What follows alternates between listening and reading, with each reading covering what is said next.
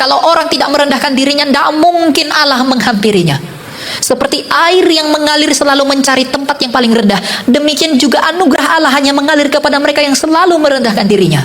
Tuhan, aku hanya bisa merasakan anugerah-Mu kalau tahu aku ini adalah orang berdosa. Tuhan, aku hanya tahu bahwa Engkau adalah obat kalau aku ini sadar bahwa aku ini sakit. Seorang yang punya penyakit tidak mungkin merasakan nikmatnya obat kalau dia tidak tahu penyakitnya apa. Maka orang yang miskin di hadapan Allah adalah orang-orang yang betul-betul sadar di dalam kenikmatan rohani bahwa dia adalah orang sakit yang butuh Kristus sebagai obatnya. Orang yang berair mata, orang yang menangis oleh karena dosa-dosanya adalah orang yang paling diberkati. Kalau kita tidak pernah menangis, kalau kita tidak pernah berair mata, tidak mungkin orang itu bisa rendah hati. Dan dunia ini berusaha mengalirkanmu keluar daripada pencobaan. Dunia ini mengatakan bahwa kita itu tidak boleh mengalami pencobaan. Kita nggak perlu mengalami pencobaan. Tapi tanpa pencobaan nggak akan ada ketekunan pertobatan. Pencobaan yang Tuhan izinkan terjadi dalam hidupmu tujuannya untuk memiskinkan rohmu, untuk memiskinkan jiwamu sehingga engkau hanya berharap kepada anugerah. Orang yang tidak mau menjalani pencobaan adalah orang yang tidak mungkin berkenan kepada kerajaan Allah.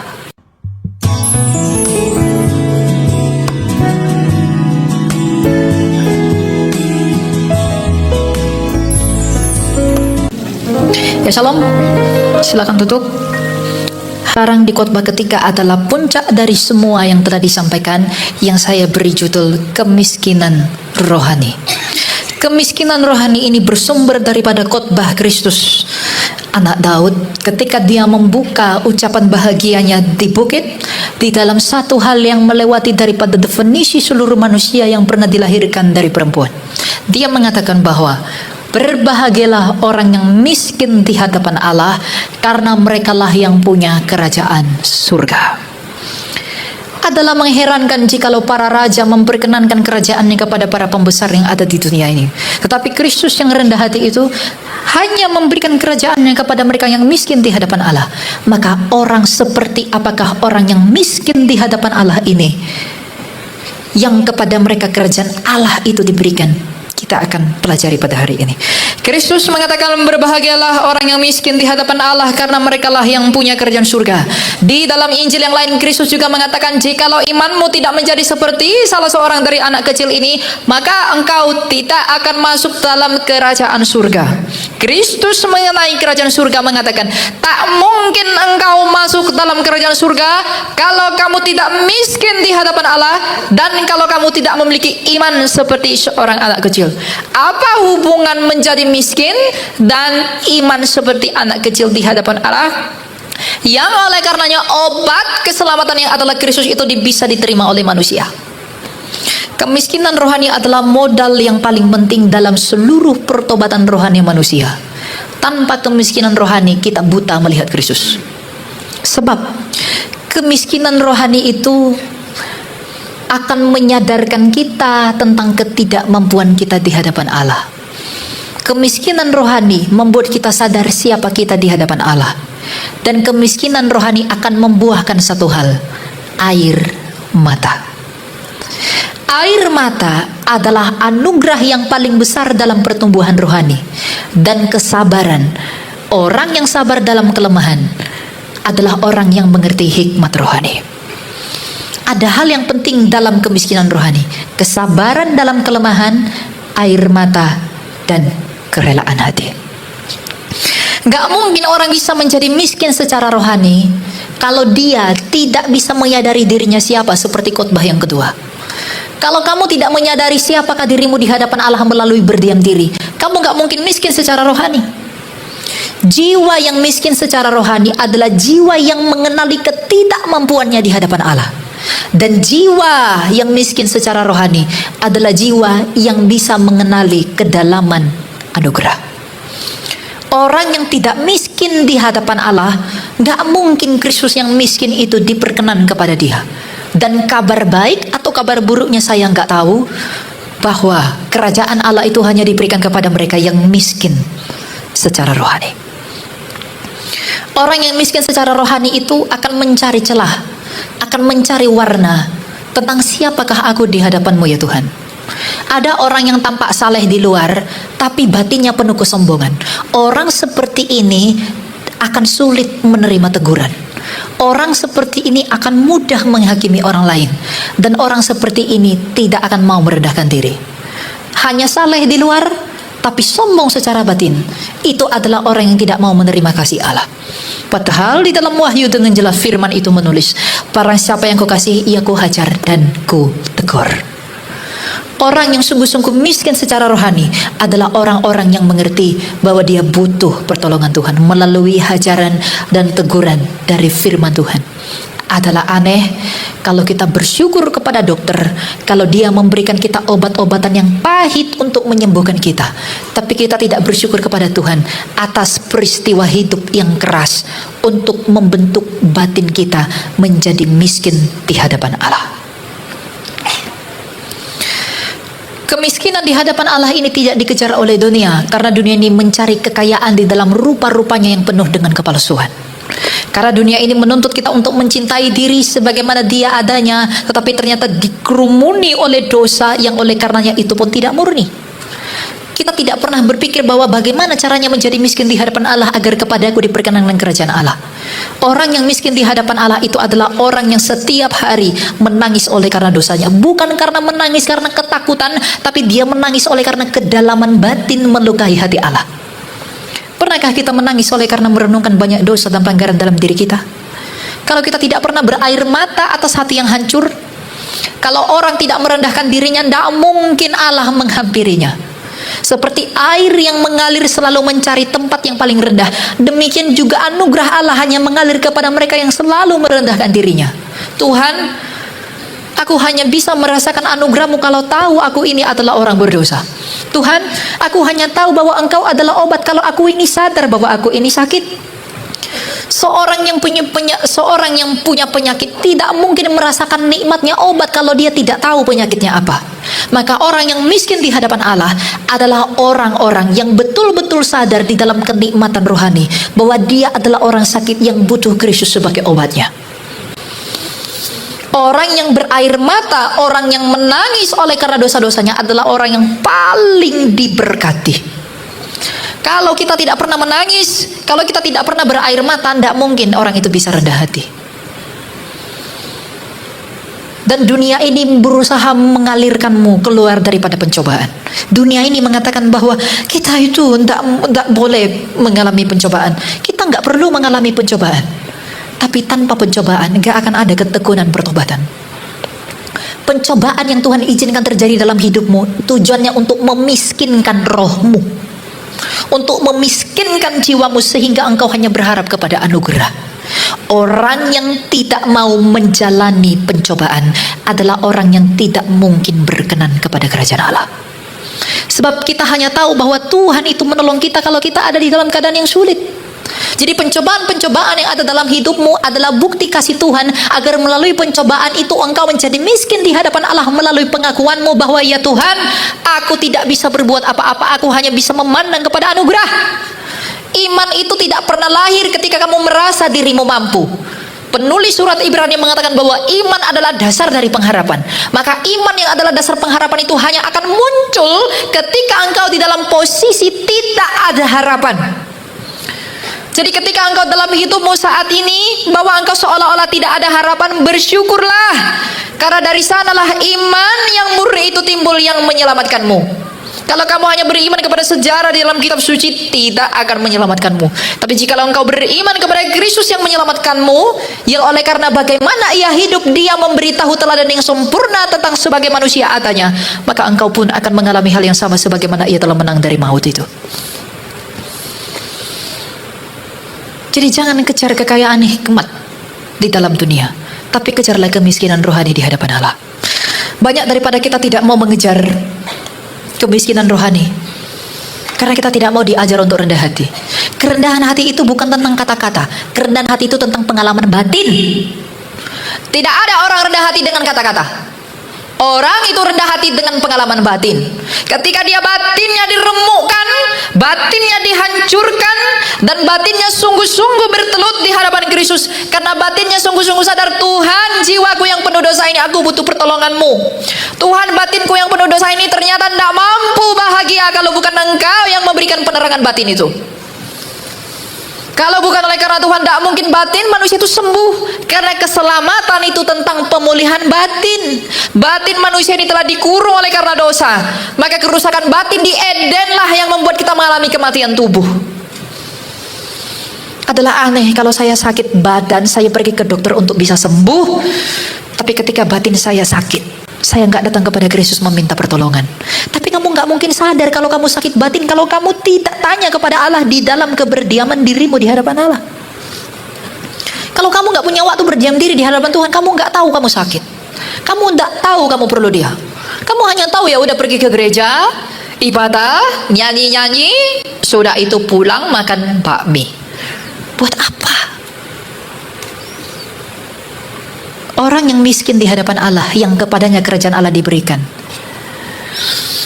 akan menerima penghinaan di dalam kesabaran, dan akan menerima perbuatan jahat di dalam maksud yang baik. Orang yang miskin di hadapan Allah adalah orang yang apabila dihina ia menerima dengan baik, yang apabila dikritik dia menerima dengan baik, apabila ditegur dia merenung. Itulah kemiskinan batin. Karena Kristus telah meneladani itu. Kristus telah memberikan itu sebagai contoh. Karena untuk itu tujuannya Dia datang ke dunia ini. Milikilah hati yang miskin di hadapan Allah.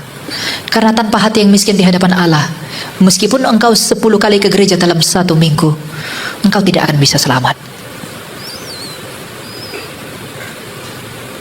Karena kerajaan Allah hanya diberikan kepada mereka yang miskin di hadapannya. Kalau kamu merasa kamu mampu berbuat sesuatu dari dirimu sendiri tanpa bergantung kepada anugerah, maka apa gunanya engkau menjadi seorang Kristen? Orang Kristen itu adalah orang yang mengandalkan anugerah. Dunia dan seluruh agama di dunia ini mengulangi dosanya Adam, mengambil kemampuannya sendiri. Tapi apakah ketika Adam jatuh ke dalam dosa, dia ambil daun pohon ara dan menutupi dosanya? Apakah Tuhan menerima usahanya itu untuk memperbaiki dirinya? Tidak. Karena dosanya Adam tidak pernah diterangi oleh daun pohon ara. Tapi Tuhan sendiri yang menutupi dosa Adam dengan kulit binatang. Maka kamu dan saya tidak mungkin bisa mengerti dosa dari diri sendiri dengan semua sistem agama di dunia ini. Kamu dan saya hanya bisa mengerti dosa melalui penerangan dari Roh Kudus. Dan tidak mungkin Roh Kudus menerangi kamu dan saya kalau saya dan kamu tidak menjadi miskin di hadapan Allah. Hanya orang yang miskin di hadapan Allah yang Tuhan sukai, yang kepadanya anugerah itu mengalir. Terlebih lagi anak-anak muda. Anak-anak muda, kamu banyak sekali tertipu dengan filsafat kosong dunia ini. Kamu berpikir dengan mencari apa yang dipandang hebat oleh dunia, kamu bisa memperoleh apa yang baik oleh dunia. Tapi kamu tertipu. Kamu berpikir dengan punya uang banyak, bernumpuk uang beribu-ribu juta di rekening, kamu punya pacar cantik, pacar ganteng, kamu bisa bahagia. Kalau begitu, tak mungkin orang cantik 2000 tahun lalu udah mati. Tak mungkin orang yang kaya dulu itu menderita dalam batinnya. Tak mungkin orang kaya di Rusia yang kehilangan Bitcoin 500 miliar itu bunuh diri. Kalau keuangan itu membuatnya bahagia. Maka usahakanlah menjadi miskin di hadapan Allah. Karena orang yang miskin di hadapan Allah akan meletakkan Kristus itu sebagai sukacitanya yang paling besar. Dan orang yang miskin secara rohani, kebahagiaannya tidak tergantung atas apa yang di luar, tidak tergantung atas pujian, tidak tergantung atas penghinaan. Kalau orang memuji kamu, kamu besar kepala, dan orang menghina kamu, kamu rasa rendah diri, kamu bukan orang yang rendah hati, kamu orang yang sombong. Tapi orang yang rendah hati adalah orang yang apabila dipuji, dia mengembalikan pujian itu kepada Allah, dan apabila dia dihina, dia mengatakan, ya, aku layak untuk dihina. Sebab jikalau Kristus yang tidak pantas dihina itu menerima penghinaan dengan kerelaan kehendaknya, maka siapakah kamu dan saya yang pantas untuk dihina tidak mau menerima penghinaan? Keselamatan tidak mungkin diberikan bagi dunia tanpa kerelaan hati Allah. Maka keselamatan pun tidak akan terjadi atas saya dan kamu kalau kita tidak rela menerima kehendak Allah. Maka orang yang miskin secara rohani adalah orang yang rendah hati, orang yang rela, dan orang yang berserah. Iman seperti anak kecil dalam bahasa aslinya itu disebut dengan infant. Infant itu bayi. Seperti bayi tidak mampu berbuat apa-apa. Dia menyerahkan dirinya sepenuhnya kepada kehendak orang tuanya. Demikianlah orang yang beriman seperti anak kecil. Dia mengatakan kepada Allah, Tuhan, aku tidak mampu berbuat apa-apa. Aku mau merelakan diriku kepada seluruh keputusan-Mu. Dalam keyakinan yang teguh bahwa keputusan Allah tidak pernah salah. Hanya saja dosa di dalam sayalah yang membuat saya salah memahami Dia. Tuhan tidak pernah salah dalam semua kehendaknya. Karena kehendak Allah cuma satu, semua orang diselamatkan. Kalau kamu merasa Allah tidak adil, artinya apa? Kamu yang sedang salah menilai Dia. Maka untuk bisa menjadi miskin secara rohani, kamu harus rendah hati dan rela. Agar kepada kita diberikan kerajaan Allah, kita harus miskin di hadapan Allah. Untuk bisa menjadi miskin di hadapan Allah, kita harus rendah hati, rela dan berserah. Untuk bisa menjadi miskin di hadapan Allah, kamu harus sadar dosa-dosamu. Kamu ambil waktu berdiam diri untuk meratapi dirimu dan melihat dirimu sebagai orang yang gak mampu berbuat apa-apa. Dengan demikian kerendahan hatimu dibentuk, dan dengan sadar kamu sakit batinmu begitu banyak, kamu selalu bergantung kepada Allah. Bukan hanya rendah hati, rela menerima semua keputusan Allah yang berguna bagi pertumbuhan batinku. Rela menerima pencobaan, rela menerima sakit penyakit, rela menerima apapun. Karena apa? Dengan memiliki hati yang rela menerima apapun yang Tuhan izinkan, itu membentuk hatimu di dalam hati yang benar menurut tuntutan Allah. Kalau kamu sakit, kamu buru-buru minta doa, Tuhan tolong sembuhkan aku. Kamu baru sakit lalu kamu cari pendeta. Mana pendeta yang bisa buat mujizat ya? Aku mau sembuh. Salah. Orang yang sakit, orang yang Tuhan izinkan mengidap penyakit, atau Tuhan izinkan bergumul, Tuhan izinkan bangkrut, jangan buru-buru minta Tuhan untuk sembuhkan.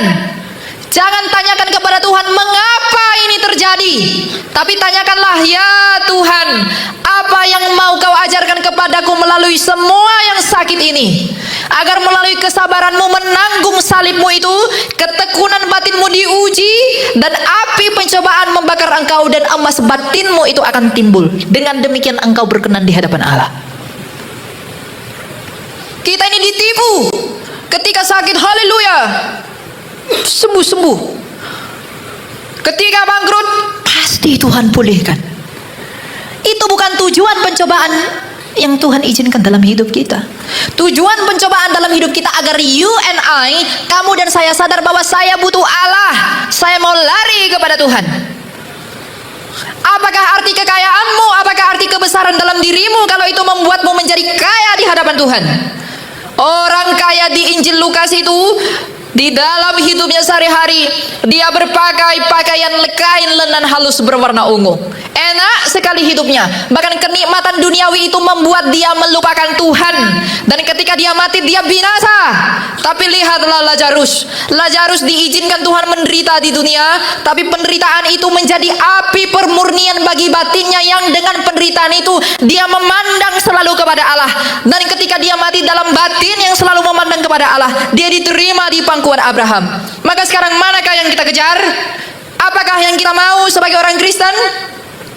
Orang kaya itu tidak disebut sebagai orang Kristen, karena tidak ada Kristus yang dia imani sebagai sarana untuk memulihkan gambarnya yang rusak, untuk menjadi gambar yang seutuhnya seperti Kristus punya. Kita ditipu. Saya tertipu, kamu pun tertipu. Itulah dosa. Dosa itu menipu. Makanya saya katakan khotbah kedua tadi, tanpa mengenali dosa, kamu gak mungkin bisa mengenali hidup, karena hidup telah dicemari oleh dosa. Untuk bisa mengenali dirimu ini, kamu harus mengenali apa yang salah dalam dirimu ini. Dengan demikian kamu bisa obati. Kalau dokter tidak mendiagnosa penyakit orang, nggak bisa dia mengobati penyakit sebelum penyakit itu ketemu. Nanti dia batuk-batuk dikasih obat ginjal. Nanti dia sakit mata dikasih obat telinga. Sembuh nggak? Nggak. Maka kita perlu untuk mendapat penerangan batin. Penerangan batin itu bukan hasil usaha manusia. Itu karunia dari Roh Kudus. Makanya Kristus mengatakan, Roh Kudus yang akan keluar dari Bapa yang kuutus itu akan menginsafkan dunia akan dosa. Orang yang dipenuhi Roh Kudus itu bukan orang bahasa roh. Jangan kamu pikir dengan bahasa rohmu kamu udah rohani sekali. Tidak. Jangan kamu pikir saya melihat saya naik ke surga. Tidak. Orang yang dipenuhi Roh Kudus adalah orang yang insaf akan dosanya. Orang yang sadar akan dosanya. Karena Roh Kudus menginsafkan dunia akan dosa. Ketika kita sadar akan dosa kita akan mencari pengampunan dosa. Salam saudara-saudara, terima kasih sudah menonton video ini dari awal pertengahan sampai selesai. Kiranya Tuhan Yesus memberkati kita semua. Amin. Teman-teman, kita sudah dengarkan tadi khotbah dari seorang Elia Miron, khususnya di tahun baru ini. Teman-teman, bagaimana beliau menyampaikan firman Tuhan agar kita sebagai orang-orang Kristen menjadi orang-orang yang miskin di hadapan Allah. Sangat luar biasa ya. Artinya setiap hari kita itu harus merasa dan bahkan berkata di hadapan Allah, siapakah aku ini? Aku ini bukan siapa-siapa.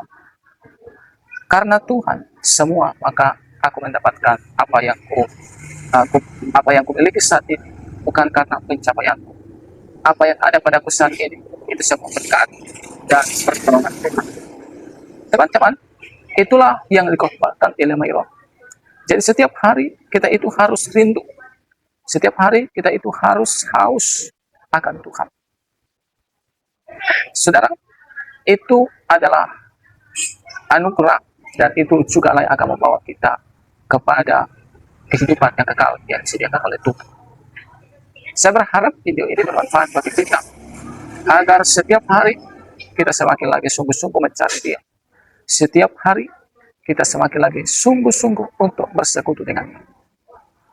Teman-teman, kalau kita melakukan kesalahan sebagai orang-orang yang miskin di hadapan Allah, seharusnya kita merasa bahwa kita telah melakukan dosa, maka kita kembali mencari Allah. Itu adalah orang-orang yang miskin di hadapan Allah. Artinya apa? Mereka tidak bisa hidup dengan kekuatannya sendiri. Mereka tidak bisa hidup dengan kepintarannya. Tapi mereka merasa mengalami bahwa mereka akan hidup, mereka akan semangat karena Tuhan. Hanya karena Tuhan saja. Makanya dalam Zakaria 4 ayat 6 berkata, bukan kuat gagah kita menjalani kehidupan, tapi karena roh Tuhan. Makanya Daud juga berkata, Tuhan, jangan ambil rohmu yang kudus daripada aku. Teman-teman, roh kudus yang ada di dalam diri kita, itulah yang akan mengisapkan kita akan dosa-dosa. Itulah yang akan mengisapkan kita setiap hari sehingga kita menjadi orang yang rendah hati. Itulah yang akan mengisapkan kita sehingga mencari Tuhan terus-menerus. Makanya kalau kita baca Alkitab bahwa Saul mengalami kemenangan karena roh Tuhan. Tapi akhirnya ketika roh Tuhan undur daripada Saul, maka Saul mengalami kekalahan. Begitu juga dengan Daud.